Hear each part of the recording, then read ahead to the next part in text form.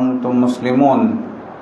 يا أيها الناس اتقوا ربكم الذي خلقكم من نفس واحدة وخلق منها زوجها وبث منهما رجالا كثيرا ونساء واتقوا الله الذي تساءلون به والأرحام إن الله كان عليكم رقيبا. يا أيها الذين آمنوا اتقوا الله وقولوا قولا سديدا يصلح لكم أعمالكم ويغفر لكم ذنوبكم ومن يطع الله ورسوله فقد فاز فوزا عظيما. أما بعد فإن خير الحديث كتاب الله وخير الهدي هدي محمد صلى الله عليه وسلم وشر الأمور محدثاتها وكل محدثة بدعة وكل بدعة ضلالة وكل ضلالة في النار. أما بعد فأعوذ بالله من الشيطان الرجيم. يا أيها الذين آمنوا كتب عليكم الصيام كما كتب على الذين من قبلكم لعلكم تتقون. وقال سبحانه شهر رمضان الذي أنزل فيه القرآن هدى للناس وبينات من الهدى والفرقان فمن شهد منكم الشهر فليصمه إلى آخر الآية.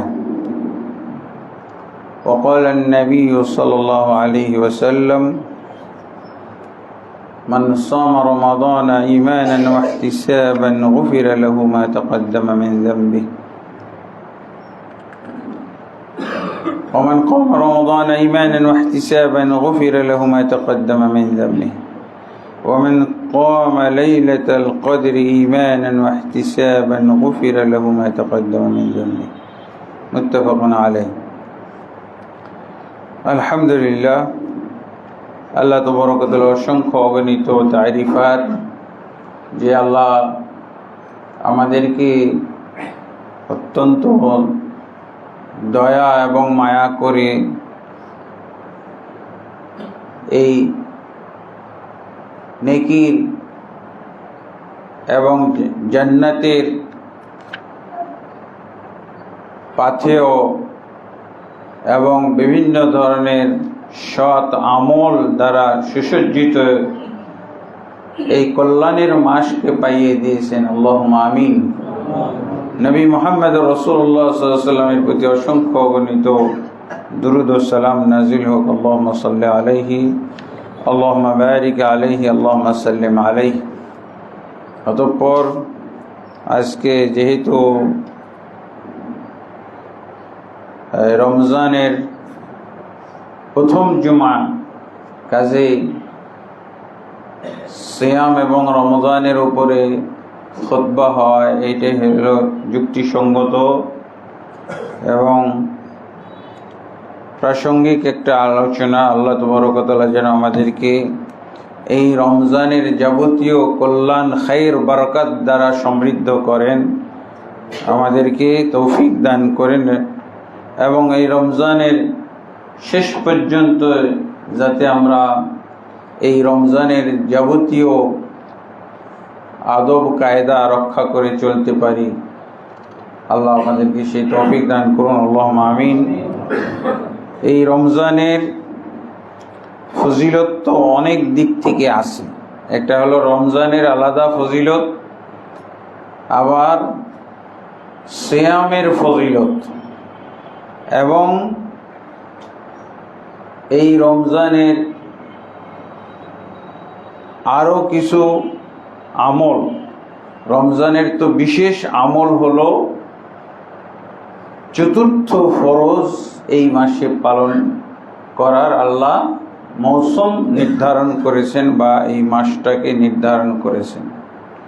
চতুর্থ ফরজ, এই চতুর্থ ফরজ বলার উদ্দেশ্য হলো যে আল্লাহ তাবারক ওয়া তাআলা আমাদেরকে যে ইসলাম মানার জন্য, যে ইসলাম পালন করার জন্য আল্লাহ সৃষ্টি করেছেন, সেই ইসলামের রাসূলুল্লাহ সাল্লাল্লাহু আলাইহি ওয়াসাল্লাম 5টি রুকন নির্ধারণ করেছেন।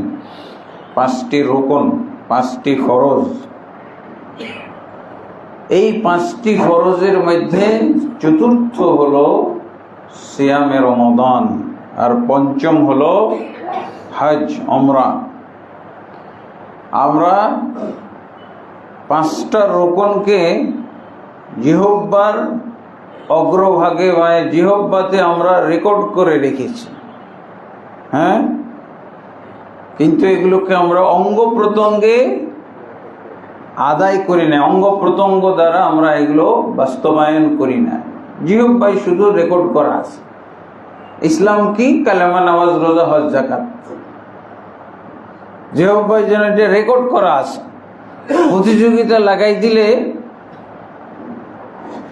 হয়তো একজন এক নিঃশ্বাসে 10-12 বলতে পারবে কালেমা, নামাজ, রোজা, হজ, যাকাত, তাই না? কিন্তু আসলে ইসলামকে এইভাবে বুঝলে হবে না।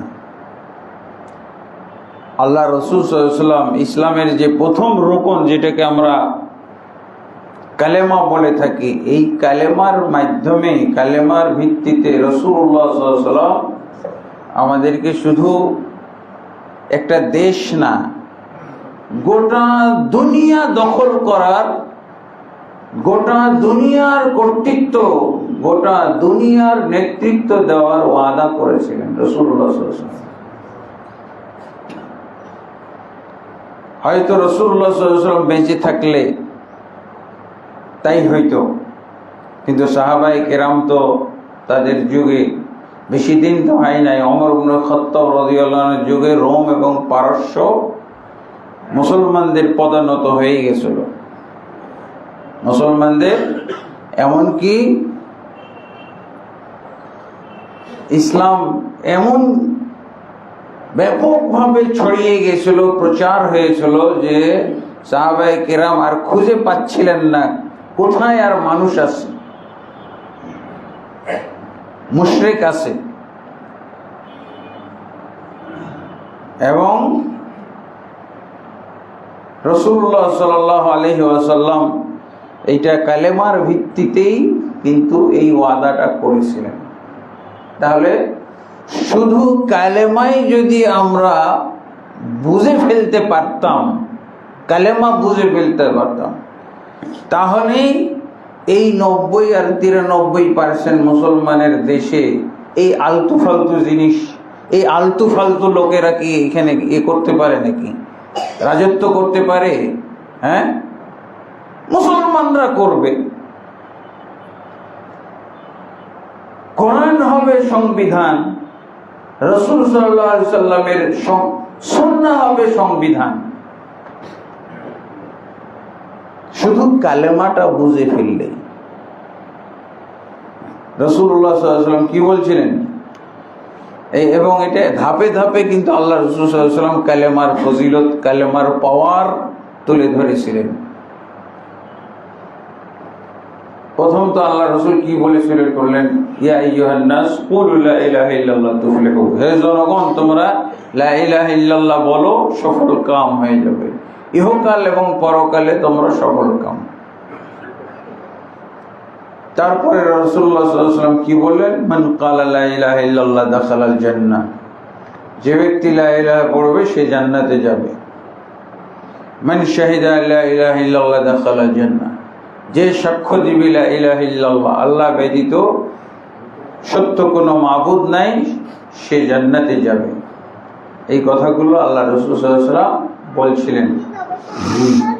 নবুয়তের 10ম বর্ষ পর্যন্ত আল্লাহ রাসূল সাল্লাল্লাহু আলাইহি ওয়াসাল্লাম এইভাবে বলছেন।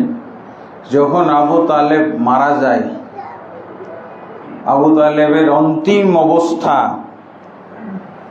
মৃত্যু শয্যায় যখন সে ছটপট করতেছে, সবাই তার অবস্থা দেখে এটাই মন্তব্য করছে যে এবার হয়তো আবু তালেব আর সুস্থ হয়ে উঠবে না।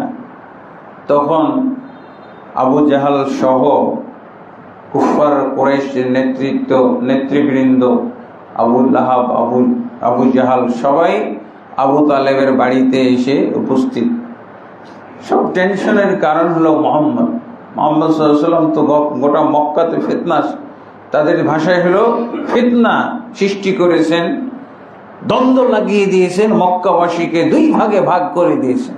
মক্কাবাসীকে দুই ভাগে ভাগ, মানে কাফেররা পর্যন্ত ঐক্যের মর্ম বুঝত।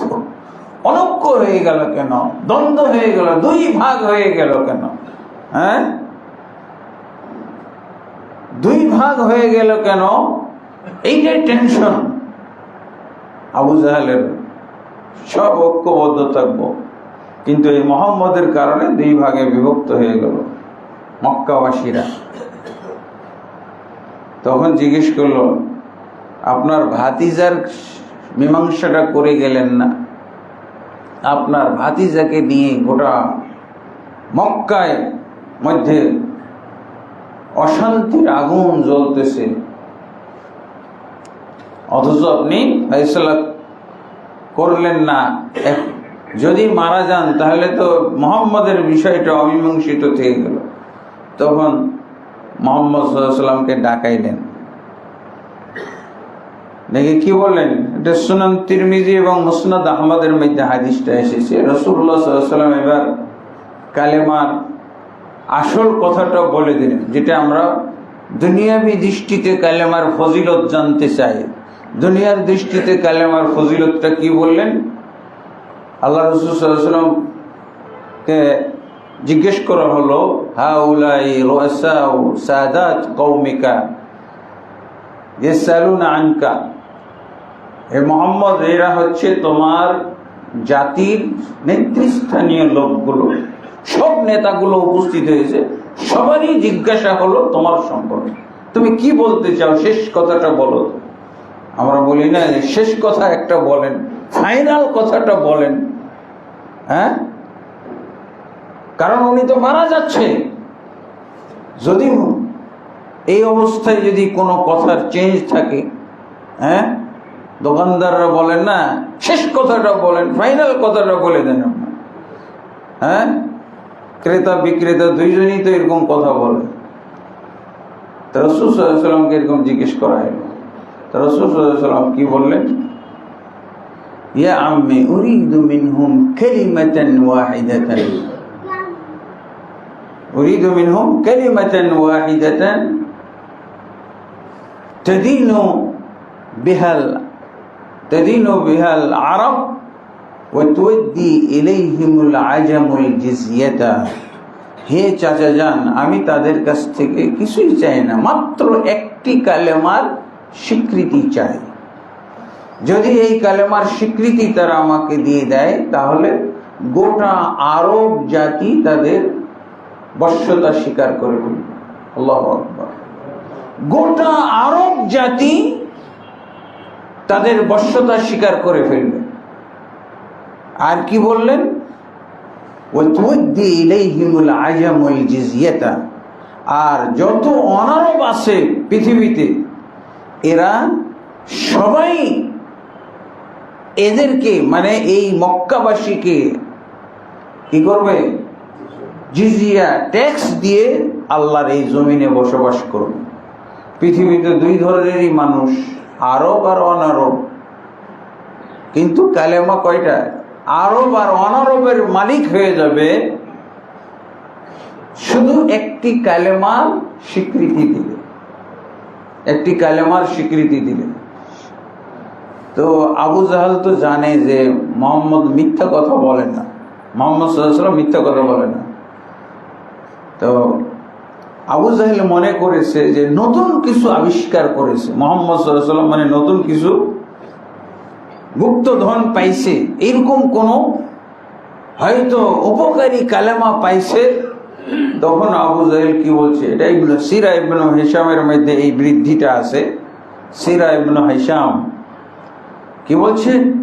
ওয়াশরু কালিমাতিন ইয়া মুহাম্মদ, যদি একটা কালেমার স্বীকৃতি দিলে গোটা আরব জাতির আমরা মালিক হয়ে যাই, গোটা আরব জাতি যদি আমাদের বশ্যতা স্বীকার করে, আর যত অনারব আছে পৃথিবীতে সবাই যদি তারা আমাদের কর্তৃত্ব মেনে নেয়, আমাদেরকে জিজিয়া ট্যাক্স দিয়ে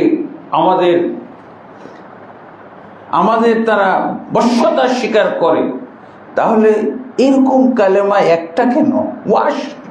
এরকম 10টা কালেমার স্বীকৃতি এখনই নাও, আমরা ঘর থেকে বের হওয়ার আগে এই স্বীকৃতিগুলো দিব। 10টা কালেমা। পরে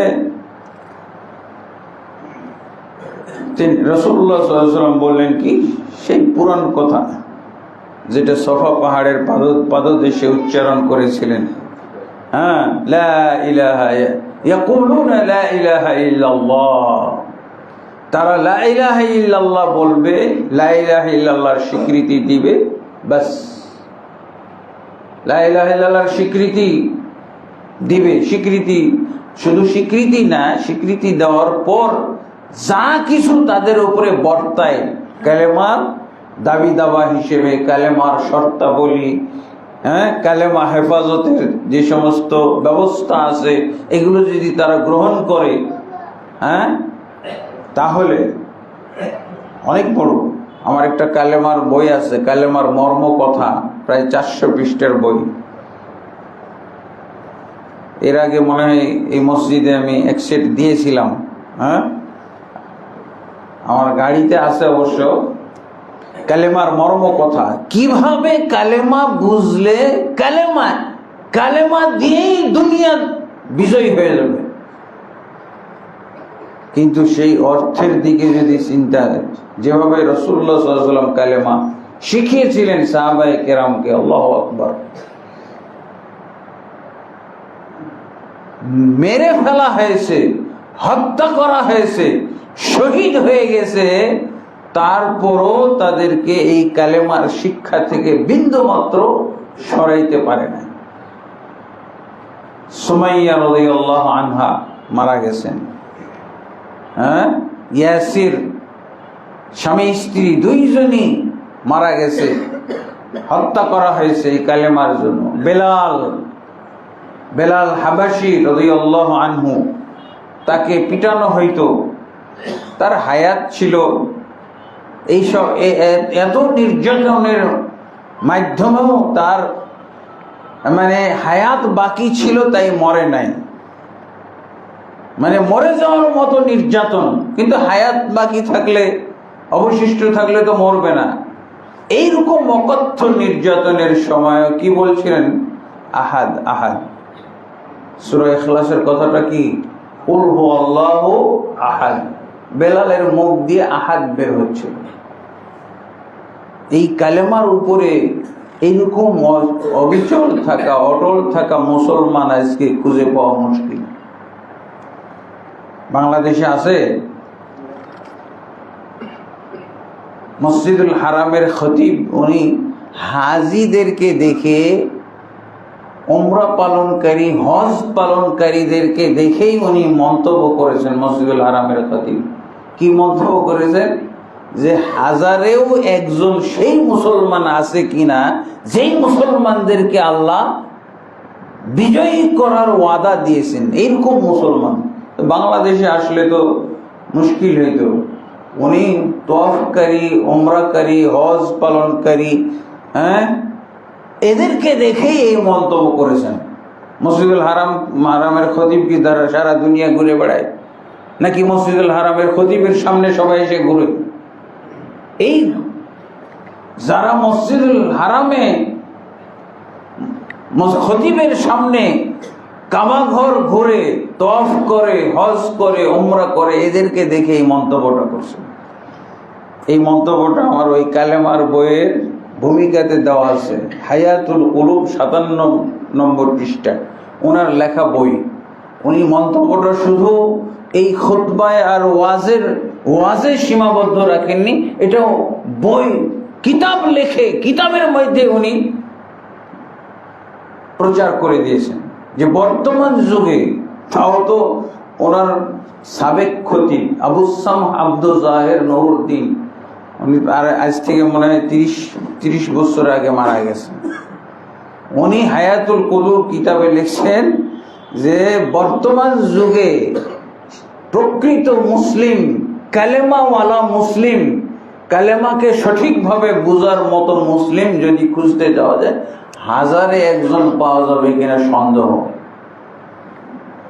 আমাদের দেশে আপনি কালেমার সঠিক তর্জমাটা ইন্টারভিউ নেওয়া শুরু করেন, কালেমার সঠিক অর্থ এইটার ইন্টারভিউ নেওয়া শুরু করেন। দেওবন্দের হুজুর ফেল, হাটহাজারি হুজুর ফেল, তাবলিগ এই যে টঙ্গী ইজতেমার 50 লাখ হুজুর মুসলমান ফেল। হ্যাঁ, ধর্মমন্ত্রী ফেল, প্রধানমন্ত্রী ফেল, রাষ্ট্রপতি ফেল, সব এমপি ফেল, ফেল আর ফেল। তাহলে কি ফেইলের শুরু দেখবেন আপনি সয়লাভ। এই জন্য তো খুবই মারাত্মক ব্যাপার। ওই কালেমার মর্ম কথা, আমার ওই বইটার নাম হলো কালেমার মর্ম কথা। আলহামদুলিল্লাহ। তাহলে সিরিয়াল ওই যে আমাদের জিহ্বাতে রেকর্ড করা আছে কালেমা, নামাজ, রোজা, হজ, যাকাত, অথচ কালেমা দিয়েই আমার দুনিয়া বিজয় হয়ে গেল। আর সেই মুসলমানরা গোটা ইসলামকে 10 বার মুখ দিয়ে উচ্চারণ করে ফেলে। হ্যাঁ, গোটা ইসলাম 10 বার উচ্চারণ করতে পারবে, কালেমা, নামাজ, রোজা, হজ, যাকাত। অথচ শুধু প্রথম রুকুনটা বুঝে গেলেই এই উপকারিতা হইতো। কিন্তু প্রথম রুকুনই আপনি দেখবেন খালি ফেইলের বহর। কি বুঝলেন? আল্লাহুল মুস্তাআন। এরপরে হলো সিরিয়াল, চতুর্থ ফরজ হলো সিয়াম। কারা যে চতুর্থ ফরজ পালন করবে? যারা প্রথমটা কমপ্লিট করেছে, এরপরে দ্বিতীয়টা কমপ্লিট করেছে। হ্যাঁ, যাদের কালেমা নাই, কালেমার শিক্ষা নাই। আমাদের এই দেশে যদি কালেমা থাকতো তাহলে তো একটা মাজার থাকতো না, একটা পীর থাকতো না, একটা দরবার, একটা দরগা, একটা খানকা থাকতো না। কালেমার ঠিক অর্থটা আমরা বুঝতাম। তাহলে শুধু তাই না, এই কালেমা বুঝলে এটা ইসলামী রাষ্ট্র হইত। কিসের নির্বাচন কিসের নির্বাচন করতে করতে কি অবস্থা, একেবারে নাভিশ্বাস অবস্থা, তুল কামাল অবস্থা। ঘুম নাই, বিশ্রাম নাই, খানা নাই, পানি নাই, নির্বাচন জিততে হবে। ভোটে কি কত মুসলমান দেখা গেল ভোট মরেছে জান্নাতের চাইতে দামি জিনিস। মুসলমান হুজুর দাড়িওয়ালা মা কিসের কি ওখানে মন্দির আর মূর্তির কাছে গিয়ে গড়াগড়ি করতেছে। ইন্না লিল্লাহি ওয়া ইন্না ইলাইহি রাজিউন। অথচ বেলালকে এমন নির্যাতন করা হচ্ছে, প্রত্যেক নির্যাতন সময় আহাদ। আর এরা ভোট যে কি জিনিস আল্লাহ জানে। হ্যাঁ, এটার জন্য আহাদ ভেঙে ফেলে, আহাদ চুরমার করে। মন্দিরে মূর্তির কাছে গড়াগড়ি করা এটা আহাদ ভঙ্গকারী জিনিস না? বেলাল এটা করতে পারছিল? এরকম কালেমার উপরে গড়ে ওঠা মুসলিম হইতে হবে। তাহলে কালেমা, নামাজ, রোজা, হজ, যাকাত এটা তো হিন্দুও পারে। একটা হিন্দু আপনি বের করে দেন দেখি, যে হিন্দুটা এইগুলো পারে না, কথাগুলো কালেমা বলতে পারে না, লা ইলাহা ইল্লাল্লাহ মুহাম্মদ রাসূল। এই হলো অবস্থা। দ্বিতীয় রোকন কি? সিরিয়াল গুলো বলি। 4 তো আসছি আমরা, চতুর্থ তো আসছি না। রমজান মাস, সিয়ামে রমজান কয় নম্বর? চতুর্থ। গোড়া থেকে শুরু করি। এরপরে হলো সালাত। সালাত বলতে কয় ওয়াক্ত সালাত? 5 ওয়াক্ত সালাত। 5 ওয়াক্ত সালাত কয়জন পড়ে এই দেশে? আমরা কিন্তু নির্বাচন করে ইসলামী রাষ্ট্র কায়েম করার চেষ্টা করতেছিলাম। হ্যাঁ, নির্বাচনে গিয়ে ইসলামী রাষ্ট্র, কালেমা দিয়ে ইসলামী রাষ্ট্র হয়, শুধু কালেমা। এগুলো হলো কি বোনাস। কালেমা দিয়ে ইসলামী রাষ্ট্র হবে, বাকিগুলো সব বোনাস। কি বুঝলেন আপনারা? প্রথম হাদিসটা কি শুনলেন? তারপরে সালাত। সালাতকে কি বলা হয়েছে? সালাত হলো দিনের খুঁটি, ইসলামের খুঁটি। এই যে এই মসজিদ করা হয়েছে, আগে খুঁটি বানানো হয়েছে না, আগে ছাদ। হ্যাঁ, এই হলো বোকা মুসলমান। খুঁটি নাই, ইসলাম কায়েম করতে চায়। খুঁটি ছাড়া ইসলাম কায়েম হবে? এই তো বোকার স্বর্গে বসবাস। এত বোকা মুসলমান। এমনি কি খতিব বলছে নাকি, মসজিদুল হারামের খতিব? হ্যাঁ, মসজিদুল হারামের খতিব কি এমনি এই কথাটা বলছেন? ওনারা তো গভীর জ্ঞানের অধিকারী। 5 ওয়াক্ত সালাত বাংলাদেশে পড়ে মাত্র 2%, মাত্র 2%। এই নির্বাচনের আগে আমি চিনি আমার কিছু আত্মীয় হই হই হই হই করতেছিল, কিসের মিছিল করতেছে, কিসের ইসলাম কায়েম করার জন্য, ইসলামকে বিজয় করার জন্য। কিন্তু পাক্কা বেনামাজি, 1 ওয়াক্ত নামাজও পড়ে না। অন্যদের কথা জানি না, আমি তো সেই লোককে তো চিনি। আমার চেনা লোকটা যখন মিছিলের সামনে দাঁড়িয়ে এই যে কি বলে এগুলোকে প্রচারণা নাকি যাই হোক এগুলো করতেছে, তখন আমি বললাম এই তো নামাজই পড়ে না। হ্যাঁ, নামাজ তো পড়ে না, কিন্তু দিন কায়েম করুন। আরে খুঁটি ছাড়া কিভাবে আপনি ইসলাম কায়েম করবেন? ইসলামের খুঁটি তো হলো নামাজ। নামাজই নাই, খুঁটি নিয়ে ব্যস্ত। আবার কেউ হালকা করে দিয়েছে যে নামাজ টামাজ এগুলো সব ট্রেনিং এর ব্যাপার। বড় বড় যারা হুজুর ওরা বলছে নামাজ তো ট্রেনিং, নামাজ হলো এগুলো সব ট্রেনিং এর ব্যাপার। দিন কায়েম যে কি জিনিস আল্লাহ ভালো জানে। গোলক ধাঁধার মতো বোঝাই যাচ্ছে না কি। অথচ রাসূলুল্লাহ সাল্লাল্লাহু আলাইহি ওয়াসাল্লাম কি বলছেন? সালাত হলো ইসলামের খুঁটি। আপনি যদি ইসলাম কায়েম করতে চান তাহলে আগে খুঁটিগুলোর ব্যবস্থা করেন। 98% মাত্র বেনামাজি বাংলাদেশে। এই জুমার মসজিদে আপনি এত মুসল্লি দেখে মনে করছেন যে দিন তো কায়েম হয়ে গেছে। বাংলাদেশ গোটা ইসলামী রাষ্ট্র, জুমার দিন দেখলে হবে? বাকি দিনগুলোর কি অবস্থা? 5 ওয়াক্ত সালাত। এক ইহুদি এবং এক মুসলমানের সাথে বিতর্ক শুরু হয়েছে। তো তারা দুইজন মিলে ঝগড়া করতে করতে এক সময় বলছে একটা গল্পের কথা, কিন্তু এই গল্পের মধ্যে শিক্ষা আছে। ঝগড়া করতে করতে বলছে, এই তোদেরকে আমরা অচিরেই কচু কাটা করবো। ইহুদিকে লক্ষ্য করে বলছে, আমাদের নবী বলে গেছে ইহুদিদেরকে কচু কাটা করব। মুসলমানেরা, ইহুদি বলছে যে আমরা জানি সেই সময়টা কোনটা, সেই সময়টা কোনটা আমরা জানি। যেদিন তোমাদের জুমার নামাজে যেমন লোক হয়, ফজরের নামাজে যেদিন এরকম লোক হবে, সেই জুমার নামাজে ওরাও তো নামাজ পড়ে, ইহুদিরাও কিন্তু নামাজ পড়ে, কিন্তু সেটা কখন? জুমার নামাজে ওরকম লোক যেমন জুমার নামাজে লোক হয়, ফজরের নামাজে ওরকম লোক হবে সেই দিনের। ফজরের নামাজে, এই যে জুমার নামাজে ভর্তি হয়ে গেছে, অনেক মসজিদ আছে ফজরের নামাজে খবর নেই, শুধু ইমাম সাহেব একাকি নামাজ পড়ে। ইমাম ভয় পায়, জিন ভূতের ভয় পায়, একাকি নামাজ পড়বে। মসজিদে আজান দিতে গিয়েও ভয় পায়। অনেক জায়গা আছে। মানিকগঞ্জে এক জায়গায় ওয়াজ করতে গেলাম, যিনি আমাদেরকে নিয়ে গেল বলছে আমার দাদাকে মুন্সি বলা হইতো। কেন?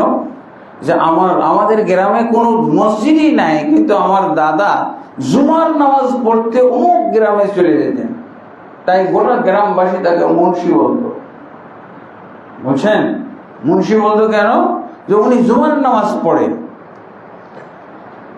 আমাদের এলাকায় স্থানীয় যারা, আমাদের এদিকে স্থানীয়দেরকে বাঙ্গাল বলা হয়, আর আমাদের যারা হিজরত করে আসছি তাদেরকে মালদায়া বলে, মালদা থেকে আসা হিজরত করে। আমিও তো একজন হিজরতকারী। আমার পিতা পাকিস্তান, আর ওটা হলো হিন্দুস্তান। হিন্দুস্তান ত্যাগ করে পাকিস্তানে এসেছেন। পাক মানে পবিত্র না, আর হিন্দু তো হিন্দুই, মূর্তি পূজা, মন্দির পূজা, এইসব কাহিনী। তো এই নামের আকর্ষণে উনি এসেছিলেন বাংলাদেশে। আমার কিন্তু কোনো আত্মীয় স্বজন নাই বাংলাদেশে। আমি আমার ওই পিতা অর্থাৎ আমার মা আর তার আগে আমার এক খালা এসেছিল, বাস এই হলো পুঁজি। তো ওরা যারা স্থানীয় ওদেরকে যদি আপনি ডাকেন জুমার দিন, 5 ওয়াক্ত নামাজ তো পড়েই না, জুমার দিন যদি আপনি তাকে ডাকেন এই নামাজে চলো, তো বললো যে বুড়াটা তো গিয়ে মানে বুড়া মানুষটা, প্রতি বাড়ির বুড়া মানুষটা জমায় গেলেই চলবে, সবার যাওয়াই লাগবে না, বুঝেছেন? ও মনে করছে আপনি তাকে এই যে নামাজের দাওয়াত দিচ্ছেন, ওই তো মনে করছে ওর বাড়ির কেউ যায় না। ও যদি বলে যায় যে বুড়াটা গেছে, তার অর্থ হলো আর আপনি তাকে আর ডাকতে পারেন না। এইগুলো অবস্থা। আমার প্রতিবেশী মেয়ে এক, ওই যে কি প্রেম ভালোবাসা করে বিয়ে করে না, তো হিন্দু মেয়ে বিয়ে করেছে, তো মুসলমান বানায় বিয়ে করেছে, জানি না কেমন করে মুসলমান করছে। অথচ ওই বাড়ির কেউই নামাজ পড়ে না। ওই হিন্দু মেয়েটা যেহেতু সে ইসলাম গ্রহণ করে বিয়ে করেছে, তার স্বামীটাও নামাজ পড়ে না, কিন্তু যেদিন মুসলিম হয় সেদিনই ও জানছিল যে নামাজ পড়তে হয়, নামাজ পড়া শুরু করছে। দেখা যাচ্ছে যে তার শ্বশুর শাশুড়ি, তার স্বামী কেউই নামাজ পড়ে না। পরে ও নামাজ ত্যাগ করার মাধ্যমে মুসলমান হয়েছে। একটু অন্যরকম মুসলমান দেখা যাচ্ছিল, নামাজ ত্যাগ করার মাধ্যমে সে একেবারেই বাড়ির সাথে সামঞ্জস্যপূর্ণ মুসলমান হয়ে গেল। এক মাছ বিক্রেতা আমার বাড়ি মাছ বেচতে আছে, হিন্দু, আমি জানি না যে ও হিন্দু, কিন্তু ও জানে যে হুজুরের বাড়ি, এই জন্য এসে ওই কিছু ওয়াজ নসিহতের ডায়ালগ ছাড়ে, হ্যাঁ, কিছু সঙ্গীত বলে, বক্তাদের কিছু বক্তৃতার ডায়ালগ বলে, লা ইলাহা ইল্লাল্লাহ মুহাম্মাদুর রাসূলুল্লাহ, এগুলো বলে। তা আমি ভাবছিলাম যে মুসলমান। তো কুরবানির ঈদের পরে তাকে বললাম, এই তুমি কি কুরবানি দিছো? হুজুর আমি হিন্দু। হিন্দু? তুমি যে তোমার ভাবসাব দেখে তো সবসময় মুসলমানই মনে করো। বলছে হিন্দু। তো তুমি কেমন হিন্দু? তো মুসলমান হয়ে যাও, তোমার আমি কালেমা পড়াই। বলছি হুজুর শুনবেন কালেমা? আমি তো কালেমা পারি, লা ইলাহা ইল্লাল্লাহ মুহাম্মাদুর রাসূলুল্লাহ পড়া শুরু করছি, লা ইলাহা মুহাম্মাদুর রাসূলুল্লাহ। তো 5 ওয়াক্ত নামাজ পড়ো? বলছে আমি মুসলমান পাড়ায় নামাজ থাকি, মুসলমানরাও একজন নামাজ পড়ে না। আমি যা কিছু জানি মুসলমানরাও জানে না, আমার পাড়ার মুসলমানরাও তো কিছু জানে না আমি যা জানি। এই অবস্থা। এমনি কি বলছে হিন্দু মুসলমান ভাই ভাই স্লোগান, রাজনীতির কারণে সব স্লোগান আসছে, কিন্তু আসলে ভাই ভাই হয়েই আছে। বরং ওই হিন্দু বলতেছে আমি মুসলমানদের চাইতে বেশি চাই। আমার পাশে এক জায়গায় পড়তাম, লজিং থাকতাম, তো ওই পাশে একটা টিউবওয়েলে গোসল করতো এক হিন্দু, লা ইলাহা ইল্লাল্লাহ মুহাম্মাদুর রাসূলুল্লাহ। বুঝাই যেত ওই হিন্দু এসে গোসল শুরু করছে। ও গোসল শুরু করে লা ইলাহা ইল্লাল্লাহ মুহাম্মাদুর রাসূলুল্লাহ বলে গোসল করত। ওকে মুসলমান হয়েছে? এত কালেমা। তাহলে মুসলমান আমাদেরকে আবার প্লে গ্রুপ থেকে পড়ে মুসলমান হইতে হবে সবাইকে। ওই যে 1000-এ একজন বাদ যাইতে পারে হয়তো, আর বাংলাদেশে 1,00,000-এ একজন বাদ যাইতে পারে। বাংলাদেশে 1,00,000-এ হয়তো একজন বাদ দিতে হবে, বাকি সবকে ওই প্লে গ্রুপ থেকে শুরু করতে হবে। তাহলে কালেমা দিয়েই আপনি বিজয় লাভ করতে পারবেন, কালেমার মাধ্যমে। আল্লাহু আকবার। তাহলে সিরিয়াল নম্বর 2, এতেই যদি আমরা 5 ওয়াক্ত সালাত পড়ি, তাহলে কি করলাম? ইসলামের খুঁটিটা বানাইলাম। তাহলে ওই বুড়া মানুষটা নামাজ পড়লে হবে না, বাড়ির বালেক গুলো, যত বালেক আছে সবাইকে সালাত পড়তে হবে। তাহলে সিরিয়াল নাম্বার 2 কমপ্লিট হইল। সিরিয়াল নম্বর 3, যাকাত। যাকাত অবশ্যই সম্পদের আমাদের একটা নির্দিষ্ট অংশ নেশাব হয়ে গেলে যাকাত আদায় করতে হবে। আবু বকর রাদিয়াল্লাহু যেদিন খলিফা হলেন, সেদিন খলিফা হওয়ার পর তিনি এক শ্রেণীর মুসলমানের বিরুদ্ধে যুদ্ধ করেছিলেন। এরা হলো ইসলামের 5টা রুকুনের 4টা পালন করবে, 4টা পালন করত, একটা যুক্তি দিয়ে বাদ দিয়েছিল, যাকাত দিবে না, 5 ওয়াক্ত সালাত পড়ে, তাহাজ্জুদ পড়ে, রমজানের সিয়াম পালন করে, হজ উমরা পালন করে, সব কিছু, কিন্তু বলছে যাকাতটা দিব না। কারণ এখন সবাই স্বাবলম্বী হয়ে গেছে, অনেক যুদ্ধ হয়েছে, যুদ্ধের গনিমতের মাল সবার বাড়িতে, এখন সবাই কি স্বাবলম্বী, এখন তো কেউ অভাবী নাই, এখন তো সে যাকাত খাওয়ার মতো লোক তেমন নাই, ওই জন্য যাকাত দিবে না যুক্তিতে। তারপর আরেকটা যুক্তি হলো খুয মিন আমওয়ালিহিম সাদাকাতান তুতাহহিরুহুম ওয়া তুযাক্কিহিম বিহা, হে নবী আপনি তাদের কাছ থেকে যাকাতের সাদাকার মাল গ্রহণ করুন এবং তার মাধ্যমে তাদেরকে পবিত্র এবং পরিশুদ্ধ করুন। এটা তো রাসূলের কাম, রাসূল তো বেঁচে নাই, রাসূলকে বলা হয়েছে আপনি তাদের থেকে যাকাতের মাল সংগ্রহ করুন এবং তাদেরকে পবিত্র পরিশুদ্ধ করুন। তো রাসূল তো নাই, কে পবিত্র পরিশুদ্ধ করবে? ইজতিহাদ, অস্বীকার করে নাই, এইসব যুক্তি দিয়ে বলছে যে আমরা যাকাতটা দেব না, বাকি সবগুলো ঠিক আছে। আবু বকর রাদিয়াল্লাহু আনহু কি বললেন? লা উকাতিলান্না মান ফাররাকা বাইনা আস-সালাতি ওয়াজ-যাকাত, অবশ্যই আমি যুদ্ধ করব যারা যাকাত এবং সালাতের মধ্যে পার্থক্য করবে, সালাত এবং যাকাতের মধ্যে পার্থক্য করবে, তাদের সাথে অবশ্যই যুদ্ধ করব।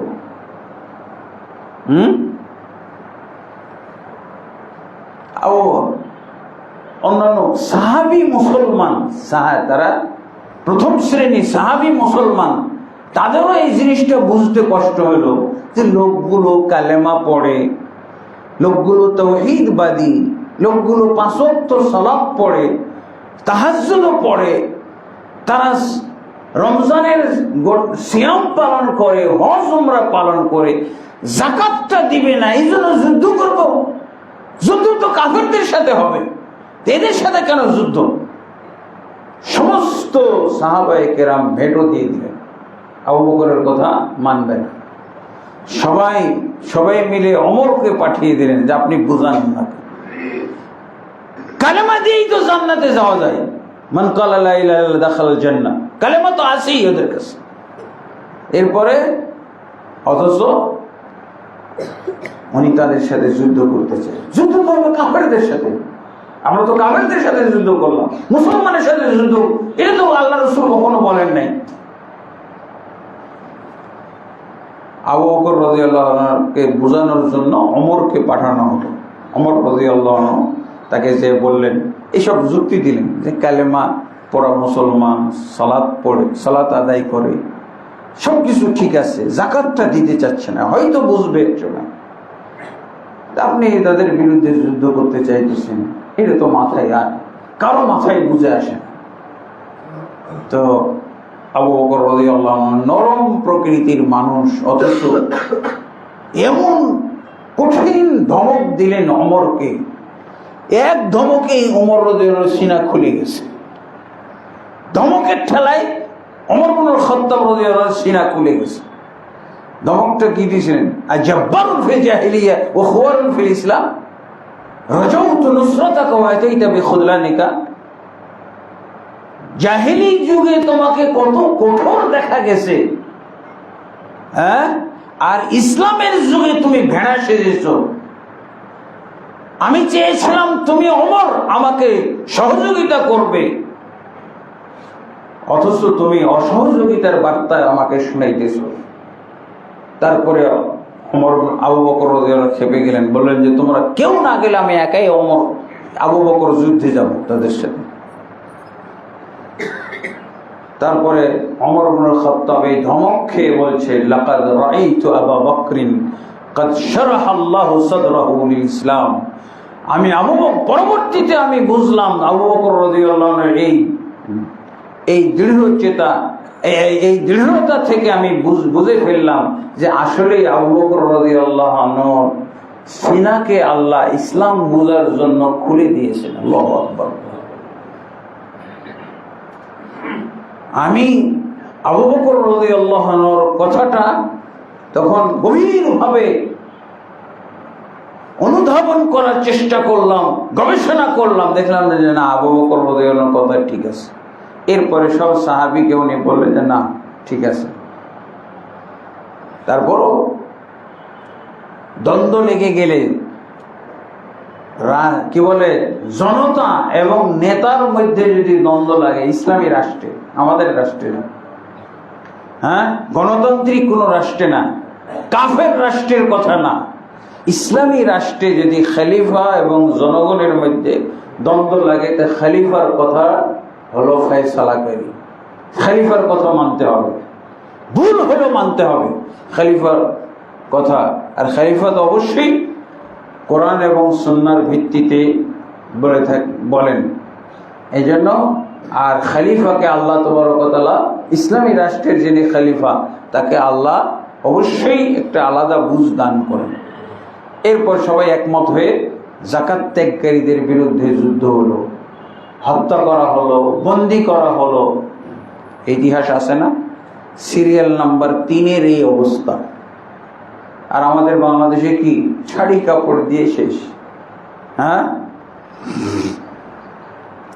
তা আমি বললাম যে ভাই, বর্তমান যিনি ধর্মমন্ত্রী হলো, উনি কি, ওনাকে চিনেন? আমি তো চিনি না। বলছে আমি চিনি, আমার বাসার পাশে ওনার বাড়ি, ওনার বাসার পাশে দিয়ে যাওয়া যায় না, এত ফকিরের লাইন, প্রতিদিন উনি যাকাতের টাকা দান করেন। এই হলো অবস্থা। এরপরে হলো আপনি কালেমাকে এইভাবে বুঝবেন, সালাত এইভাবে বুঝবেন, তারপরে যাকাত বুঝবেন, তারপরে আপনি সিয়ামে আসবেন। সিয়ামে রমাদান, রমজানের সিয়াম হলো 4র্থ নম্বর ফরজ। এটা কাদের জন্য? যারা আগের 3টা কমপ্লিট করেছে। অবশ্য যাকাত ধনীদের জন্য, যারা সম্পদশালী তাদের জন্য, যাদের কমপক্ষে 80-90 হাজার টাকা উদ্বৃত্ত হয় বছর শেষে, 52 ভরি রূপা অনুযায়ী, মানে 90,000 টাকা, 80-90 হাজার টাকা যাদের বছর শেষে থাকে, তাদের সবার উপরে যাকাত ফরজ। এইগুলো যারা কমপ্লিট করেছে, তাদের জীবনে যখনই রমজান আসবে, তখন রমজানের সিয়াম পালন করা ফরজ। এই রমজান মাসের মূল ইবাদত হলো সিয়াম। মূল ইবাদত কি? সিয়াম। এই সিয়ামের অনেকগুলো দিক আছে। সিয়ামের ফজিলত, রমজানের ফজিলত। এই রমজানের ফজিলত এটাই যথেষ্ট যে আল্লাহ তাবারক ওয়া তাআলা মুমিন বান্দাদেরকে এই রমজানের খায়ের বরকত অর্জন করার জন্যে জান্নাতের সব দরজাগুলো খুলে দেন এবং জাহান্নামের সব দরজাগুলোকে বন্ধ করে দেন, এবং শয়তানকে শিকলাবদ্ধ করা হয়, শয়তানদেরকে আটকানো হয়। কোন কোন বর্ণনায় আছে মারাদাতুশ শায়াতিন, বেশি উশৃঙ্খল যেগুলো শয়তান, তাদেরকে বন্দী করা হয়, শিকলাবদ্ধ করা হয়, যাতে মুসলমানদেরকে, আল্লাহর বান্দাদেরকে অসহসা না দিতে পারে। তাই তো আমরা এই হাদিসের বাস্তবতা দেখতে পাই। শয়তান যাদেরকে আটকায় রাখছিল, ওরা নিজেরাই আটক হয়ে যাওয়ার কারণে দেখেন আল্লাহর বান্দা আল্লাহর মসজিদে চলে আসছে। হ্যাঁ, জোহরের ওয়াক্ত দেখবেন অনেক মুসল্লি, আসরেও দেখবেন, শুধু জুমার জন্য এত মুসল্লি তা না, রমজান প্রবেশ করেছে দেখবেন, কারণ ওস্তাদ তো বন্ধ হয়ে গেছে। যার পূজা করতো ইবলিস মশাই, শয়তান, সে তো শিকলাবদ্ধ হয়ে গেছে। এই জন্য দেখা যায় যে ও আর কার পূজা করবে, ওকে তো আটকানো হয়ে গেছে। ওই জন্য দেখেন আল্লাহর বান্দা আল্লাহর ইবাদতের জন্য সে হাজির, মসজিদে হাজির। জোহরেও দেখবেন অনেক মুসল্লি, আসরেও দেখবেন অনেক মুসল্লি, মাগরিব এশা তারাবির সালাতেও দেখবেন অনেক মুসল্লি। হাদিসের বাস্তবতা। অনেকে তো আমাদের দেশে নরাধম মুসলমান, নামদারি মুসলমান বেরোচ্ছে, হাদিসই মানি না, হাদিসই মানে না, ওরা খালি কোরআন মানে। এরা হলো মুরতাদ, সবচেয়ে বড় গুমরা এরা, এমনকি কাদিয়ানীদের চাইতেও গুমরা বেশি, হিজবুত তাওহীদের চাইতে বেশি গুমরা এরা। হ্যাঁ, কারণ এরা সবাই কিন্তু ইসলামকে কিছু বিকৃত করলে ঠিক আছে, হ্যাঁ, কিন্তু এরা ইসলামের কিছুই রাখে নাই, কালেমাটাও নাই, সালাতও নাই, সিয়ামও নাই, যাকাতও নাই, কিচ্ছু নাই, খালি ওদের পণ্ডিতি বক্তব্য শুনে দেখেন, কিছুই নাই। মানে এরাও এক ধরনের নাস্তিক, এরা হলো নাস্তিক, এরা কিছুই স্বীকার করে না। মানে আল্লাহ যেভাবে বলেছেন, রসুল বলেছেন, এগুলো সব বিকৃত। তাদের সালাত আলাদা, সালাত শব্দটা স্বীকার করে কিন্তু সালাত কি এটা আলাদা। অথচ দেখছেন রাসূলুল্লাহ সাল্লাল্লাহু আলাইহি ওয়াসাল্লাম, তারপরে আল্লাহ রাসূল সাল্লাল্লাহু আলাইহি ওয়াসাল্লাম বলছেন না, হাদিস তো সহিহ, যে এমন কিছু লোক আসবে যারা বলবে কোরআন মানি না, না কোরআন হাদিস মানি না, আমাদের জন্য কোরআনই যথেষ্ট। এটাও হাদিসে আসছে না? এই হাদিসের সত্যতা তো পাওয়াই গেল, এই নরাধমদেরকে আমরা দেখছি এখন। হাদিসের সত্যতা পাওয়া যায়, বাস্তবতা, সত্যতা বাস্তবতা দেখা যায়। কি জন্য? আল্লাহ শয়তানদেরকে শিকলাবদ্ধ করেছেন যাতে করে আমরা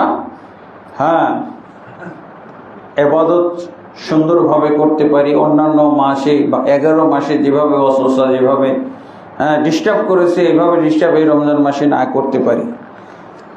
এরপরে আল্লাহ সিয়ামে রমজান এর বিশেষ কিছু ফজিলত উল্লেখ করেছেন। এই ব্যাপারে বহু হাদিস এসেছে, এই হাদিসগুলো তো আমরা বলে শেষ করতে পারবো না। রাসূলুল্লাহ সাল্লাল্লাহু আলাইহি ওয়াসাল্লাম বলছেন, কুল্লু আমাল ইবনে আদম লাহু ইল্লা সিয়াম, প্রত্যেকটা আমলের বিনিময় আল্লাহ তাবারক ওয়া তাআলা একটা নির্দিষ্ট নিয়মে দিয়ে থাকেন, একমাত্র সিয়াম বাদে। ফাইন্নাহু লি ওয়া আনা আজজি বিহি, কারণ সিয়াম হলো একমাত্র আমার জন্য। এই সিয়ামের মধ্যে কোনো রিয়া, দেখানোর শোনানোর মতো কোনো সুযোগ নাই। এই জন্য আল্লাহ বলছেন এটা আমার জন্য।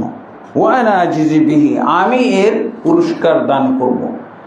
অন্যান্য আমলের পুরস্কার কিভাবে একটা নির্দিষ্ট নিয়মে লেখা হয়, এক নেকি থেকে 10 নেকি, 10 থেকে 700 নেকি, এইভাবে লেখা হয়। কিন্তু সিয়ামের নেকি এভাবে লেখা হয় না।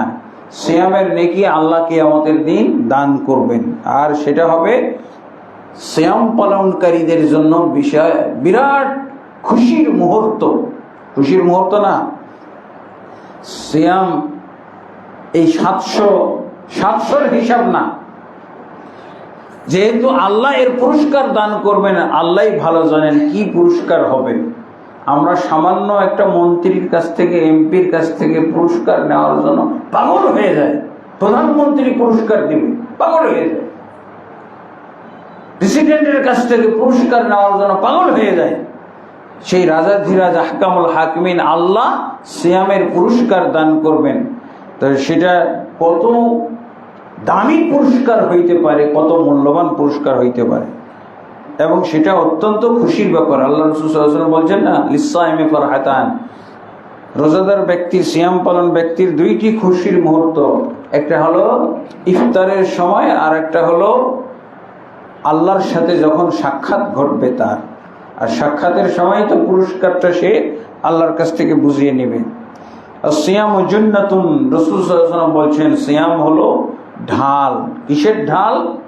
গুনাহ থেকে বাঁচার জন্য ঢাল। যেমন ভাবে লড়াইয়ের ময়দানে, যুদ্ধের ময়দানে শত্রু থেকে বাঁচার জন্য ঢাল ব্যবহার করা হয়। তারপরে আল্লাহ রাসূল সাল্লাল্লাহু আলাইহি ওয়াসাল্লাম বলছেন, ফাইদা কানা ইয়াউমু সাওমি আহাদিকুম ফালা ইয়ারফুস ইয়াউমাইযিন ওয়ালা ইয়াসখাব ফাইন সাব্বাহু আহাদুন আও কাতালাহু ফালিয়াকুল ইন্নী মিদাউন সাইম। সিয়ামের মাধ্যমে কিন্তু মানুষের আখলাক চরিত্র সুন্দর হয়। আখলাক চরিত্রের দিকটাও সিয়ামের মধ্যে রয়েছে। কারণ সিয়াম থাকা অবস্থায় সে পর নারীর দিকে দৃষ্টি দেওয়া, যৌনাচার তো সম্পূর্ণ নিষিদ্ধ। এমনকি নিজের স্ত্রীর সাথে, স্বামী স্ত্রী তো এটা নিষিদ্ধ দিনের বেলা। তারপরে কোনো ধরনের চেঁচামেচি ঝগড়াঝাঁটি এগুলো সে করতে পারবে না। বরং রাসূলুল্লাহ সাল্লাল্লাহু আলাইহি ওয়াসাল্লাম বলছেন, কেউ যদি তার সাথে ঝগড়া লাগায়, কেউ যদি মারামারি করতে ঝগড়া লাগাইতে আসে, তো রাসূলুল্লাহ সাল্লাল্লাহু আলাইহি ওয়াসাল্লাম বুদ্ধি শিখাইছেন কি, ফালিয়াকুল ইন্নী ইমরুন সায়েম, বলছে ভাই আমি রোজাদার, আমি সায়েম, আমি তোমার সাথে বিতর্কে জড়াবো না, আমি তোমার সাথে কোনো ঝগড়া করবো না। সে ঝগড়া করতে আসছে, ভাইয়ে পাড়া দিয়ে ঝগড়া করতে আসলেও আপনাকে তাই বলতে হবে। ওয়াল্লাযী নাফসু মুহাম্মাদিন বিয়াদিহি, রাসূল সাল্লাল্লাহু আলাইহি ওয়াসাল্লাম বলছেন যে যার হাতে আমি মুহাম্মদের জান রয়েছে তার কসম করে বলছিল, খালুফু ফামিস সাইম আতিয়াবু ইনদাল্লাহ, সেই সায়েম ব্যক্তির মুখের যেটা মানে দুর্গন্ধ আমরা বলে থাকি, এটা আল্লাহর কাছে মিসকে আম্বরের চাইতেও সুগন্ধিপূর্ণ। তারপরে রাসূলুল্লাহ সাল্লাল্লাহু আলাইহি ওয়াসাল্লাম বলছেন, লিসায়েমি ফারহাতান, এটা যেটা আমি বললাম, সিয়াম পালনকারীর জন্য দুইটি খুশির মুহূর্ত। একটা হলো ইফতারের সময় খুশি হবেন, কেন? যাক মাইজে গেছে, এত ক্ষুধার যন্ত্রণা দেখবে না, এই জন্য না যে আপনি খাইতে পাইলেন এই জন্য খুশি না। খুশি কেন? আজকের সিয়ামটা আমি কমপ্লিট করতে পারলাম। অনেকে দেখা যাবে যে সিয়াম রেখে দুপুরবেলা মারা গেছে, সিয়াম রেখে আর সূর্য ডুবার 2 মিনিট আগে মারা গেছে, তাহলে বেচারার জন্য কত আফসোস না, সিয়ামটা কমপ্লিট করতে পারলেন। আপনি কমপ্লিট করেছেন এই জন্য খুশি হবেন, এরকম না যে এত রকমেরই ইফতার, খালি সূর্যটা ডুবুক বাস মজা, এই জন্য না, তাহলে গুনাহ হবে।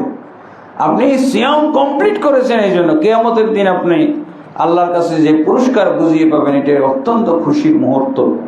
তো অবশ্যই, এবং রাসূলুল্লাহ সাল্লাল্লাহু আলাইহি ওয়াসাল্লাম বলছেন, সিয়াম পালনকারী ব্যক্তি যদি সিয়ামটা পালন করে ঈমানের সাথে, ইহতিসাবের সাথে, তাহলে তার অতীতের গুনাহগুলো আল্লাহ মাফ করে দেন। অতীতের, তাহলে ঈমানের সাথে ইহতিসাব, ঈমান মানে কি? আল্লাহর প্রতি ঈমান, বিশ্বাস নিয়ে, এটা আল্লাহর নির্দেশ পালন করছি আমি, সামাজিকতা না, লজ্জা ঢাকার জন্য না, যে বুড়া হয়ে গেছি এখন যদি চুলদাড়ি পেয়ে গেছে যদি রোজাটা না রাখি তাহলে কেমন বলবে মানুষ। ঈমানের সাথে, ঈমান সহকারে সিয়াম পালন, ওয়াক্তিসাব, এবং আল্লাহর কাছে পুরস্কার লাভের জন্য, পুরস্কার সাক্ষাতের দিনটা আল্লাহ পুরস্কার দান করবেন। তাহলে এইভাবেই আল্লাহ তাবারক ওয়া তাআলা সিয়ামের ফজিলত আমাদেরকে দান করেছেন।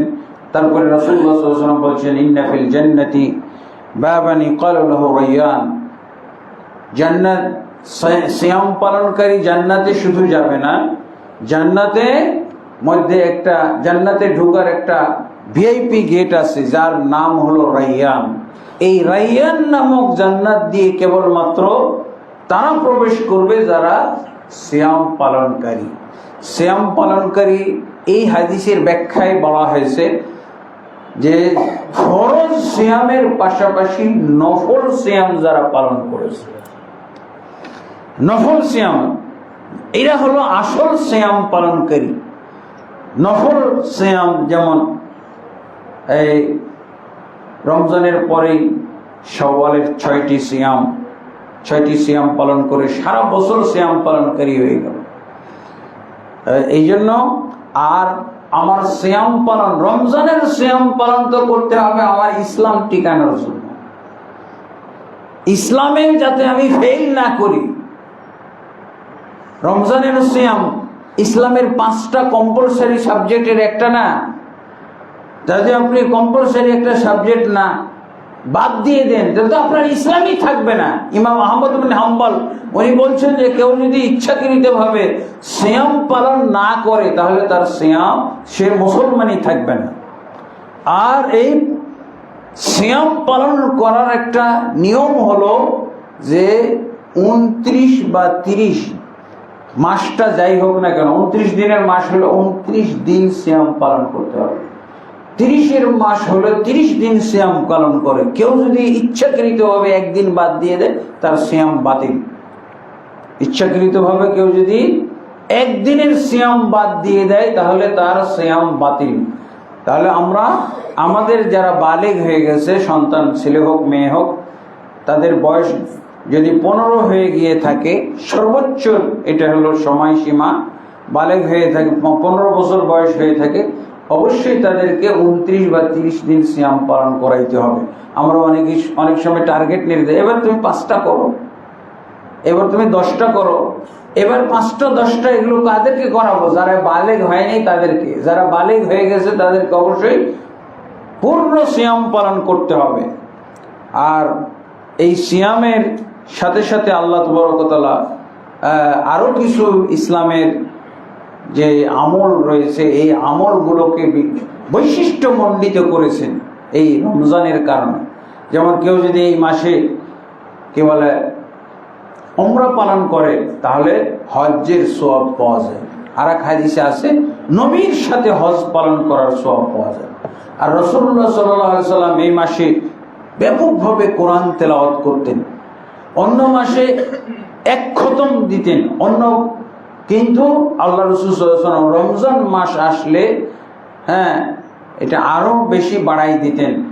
যে বছর আল্লাহ রাসূল সাল্লাল্লাহু আলাইহি ওয়াসাল্লাম মারা যান, সেই বছর 2 খতম দিয়েছেন। কোরআনকে একেবারে শুরু থেকে শেষ পর্যন্ত পড়ার রিভিশন দেওয়ার জন্য, আমরা সবিনা খতম করার জন্য না, এটা কোরআনকে রিভিশন দেওয়ার জন্য শেষ পর্যন্ত, শুরু থেকে শেষ পর্যন্ত পড়া এই রমজান মাসের একটা বৈশিষ্ট্য। রাসূলুল্লাহ সাল্লাল্লাহু আলাইহি ওয়াসাল্লাম সবচেয়ে বেশি গুরুত্ব দিতেন কোরআন তেলাওয়াত এই রমজান মাসে। আর জিবরিল আলাইহিস সালাতু ওয়াস সালাম, আল্লাহ রাসূল সাল্লাল্লাহু আলাইহি ওয়াসাল্লামকে জিবরিল আলাইহিস সালাতু ওয়াস সালাম কোরআন রিভিশনে সহযোগিতা করতেন। রাসূল সাল্লাল্লাহু আলাইহি ওয়াসাল্লাম উপস্থিত হয়ে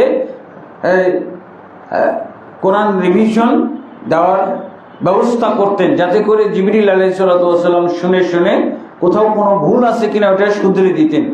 এই যে, আর যে বছর মারা যান 2 বার আল্লাহ রাসূল সাল্লাল্লাহু আলাইহি ওয়াসাল্লাম কোরআন রিভিশন দিয়েছেন।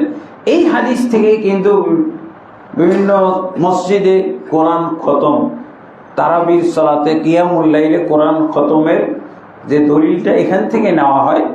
যদিও আর কি একেবারে হুবহু না মিলে, তারপরও সালাফে সালেহিনগণ এখান থেকেই এই দলিলটা গ্রহণ করেছেন।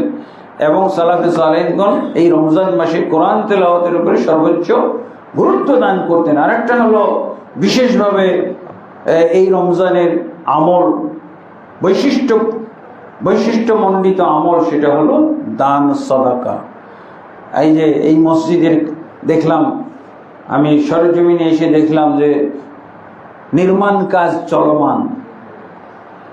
আমরা যত দান করে থাকি তার মধ্যে সবচেয়ে শ্রেষ্ঠ দান হলো মসজিদের জন্য দান করা। রাসূলুল্লাহ সাল্লাল্লাহু আলাইহি ওয়াসাল্লাম বলছেন যে কেউ যদি আল্লাহর জন্য একটা মসজিদ নির্মাণ করে, আল্লাহ তাবারক ওয়া তাআলা কিয়ামতের দিন তার জন্য জান্নাতে বিশেষ ধরনের অট্টালিকা নির্মাণ করবেন। আল্লাহু আকবার। কেউ যদি কাতাত পাখির সমন্বয়ে একটা মসজিদ নির্মাণ করেন, তারও আল্লাহ তাবারক ওয়া তাআলা জান্নাতের মধ্যে বিশেষ অট্টালিকা নির্মাণ করেন। আল্লাহু আকবার। এবং এটা কিন্তু মসজিদের মধ্যে যাকাতের টাকা ব্যবহার করা যাবে না, মূলধন থেকে দিতে হবে। যাকাত সাদাকা এগুলো মসজিদে দেওয়া যাবে না। আর মাদ্রাসায় আপনি যাকাত সাদাকা এগুলো দিতে পারেন। মাদ্রাসার ক্ষেত্রে দেখা যাবে যে 8টা যে খাত আছে যাকাতের, 8টা খাতের 4টা খাত মাদ্রাসার ক্ষেত্রে মিলে। যেই দেশে ইসলামী রাষ্ট্র নাই, যেই দেশে রাষ্ট্রের পক্ষ থেকে মাদ্রাসা পরিচালনা করা হয় না। আমাদের দেশে 2 ধরনের মাদ্রাসা, একটা হলো আলিয়া মাদ্রাসা, সরকার এখানে সহযোগিতা করে, কিন্তু কোরআন হাদিসের এলেম কালাম বলে কিছু নেই, খালি নকল আছে। আর মানে হারাম ভক্ষণের একটা মহোৎসব দেখা যায়, নাউজুবিল্লাহ। আল্লাহ তাবারক ওয়া তাআলা তাদেরকে হেদায়েত দান করুন। আর এটা হলো এই কওমি মাদ্রাসা বা যেটাকে বলা হয় বেসরকারি মাদ্রাসা। এই মাদ্রাসাগুলোর মধ্যে আবার সহিহ আকীদার মাদ্রাসা আছে আর বেদাতি মাদ্রাসা। বেদাতি মাদ্রাসায় মাজার কেন্দ্রিক, দরবার পীর কেন্দ্রিক এইসব মাদ্রাসায় দান করা যাবে না। যেসব সহিহ আকীদার মাদ্রাসা, সহিহ মানহাজ শিক্ষা দেওয়া, এই মাদ্রাসাগুলোতে আপনাদের যাকাত সাদাকা এগুলো দান করার চেষ্টা করবেন। এবং রাসূলুল্লাহ সাল্লাল্লাহু আলাইহি ওয়াসাল্লাম রমজান মাসে যে দান করতেন, সেই দানের ব্যাপারে হাদিসে এসেছে কাররিহিল মুরসালা, একেবারে প্রচন্ড বেগে বয়ে যাওয়া ঝড়ের মতো আল্লাহ রাসূল সাল্লাল্লাহু আলাইহি ওয়াসাল্লাম রমজান মাসে দান করতেন। মনে হচ্ছে আর সুযোগ পাওয়া যাবে না, দান করো, যা আসে ছেড়ে দেয়। রাসূলুল্লাহ সাল্লাল্লাহু আলাইহি ওয়াসাল্লাম এইভাবে দান করতেন। যেগুলো সহিহ আকীদা মাদ্রাসা, এই মাদ্রাসাগুলোতে দেখা যাবে যে আপনি যদি আপনার জাকাত, ফিতরা, সাদাকা দান করেন, 4টা খাত একসাথে আপনি পাচ্ছেন। 1 নম্বর হলো ফকির মিসকিন। এইসব মাদ্রাসায় কারা পড়ে? ফকির অথবা মিসকিন। ফকির আমরা ফকির বলতে বলে যে ভিক্ষুককে বুঝাই না, ফকিরের অর্থ হলো গরিব দরিদ্র ব্যক্তি। মিসকিন যার অবস্থা আর একটু ভালো। ফকিররা তো পড়েই না, খালি রাস্তাঘাটে ভিক্ষা করেই বেড়ায়। ফকির আমরা যেগুলো দেখে ফকির, যাদেরকে ফকির বলি। আর কোরআনের ভাষায়, হাদিসের ভাষায় ফকির হলো যারা দরিদ্র গরিব, এরাই তো মাদ্রাসাগুলোতে পড়ে। তাহলে ফকির মিসকিন 2টা খাত পাওয়া হলো। আরেকটা হলো ফি সাবিলিল্লাহ। 8টা খাতের মধ্যে আরেকটা খাত হলো ফি সাবিলিল্লাহ, এই খাত। আরেকটা হলো আর কি আল গারিম, ঋণগ্রস্ত। অনেক, যেহেতু সরকার থেকে এগুলোকে সহায়তা করা হয় না, যার জন্য দেখা যায় যে প্রায় মাদ্রাসাগুলো ঋণগ্রস্ত থাকে বছরের আগে। এই 4টা খাত প্রায় এই মাদ্রাসাগুলোর মধ্যে আছে। মসজিদে আপনি এগুলো জাকাত সাদাকার টাকা ব্যবহার করতে পারবেন না, মূলধন থেকে দিতে হবে। এই দানের বিষয়টা আমাদেরকে রমজান মাসে বেশি গুরুত্ব দিতে হবে। এমনকি জাকাত, প্রায় দেখা যায় যে 90% মুসলমান রমজান মাসেই জাকাত। রমজান মাসে আমলের মান বৃদ্ধি হয়। যেমন দেখা যায় যে রমজানে উমরা করলে আপনার কি হয়ে গেল? হজ্জের নেকি, রসুলের সাথে হজ করার নেকি পাওয়া যায়।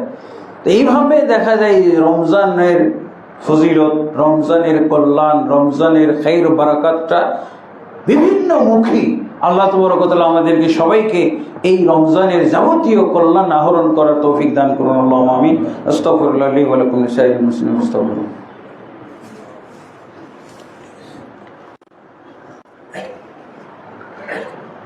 আলহামদুলিল্লাহি রাব্বিল আলামিন, আসসালাতু ওয়াসসালামু আলা আশরাফিল আমবিয়া ওয়াল মুরসালিন নবিয়িনা মুহাম্মাদিন ওয়া আলা